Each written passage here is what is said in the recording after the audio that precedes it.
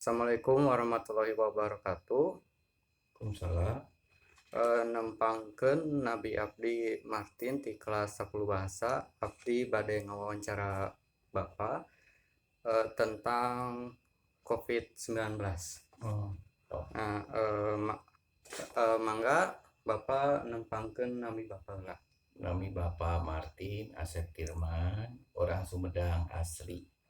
Nah, Abe dek naroskeun nu kahiji naon dampak COVID-19. Banyak dampaknya ke perusahaan, dampaknya ke sekolah, aya dampaknya serba di beberapa aspek di pendidikan, aspek usaha, aspek segala kesehatan, aspek dari segala semua banyak aspek yang efeknya banyak lah. Kalau mencegah dampak COVID-19 non Mencegah mah di 3M, masker, mencuci tangan, mencuci muka, terus harus segala bersih.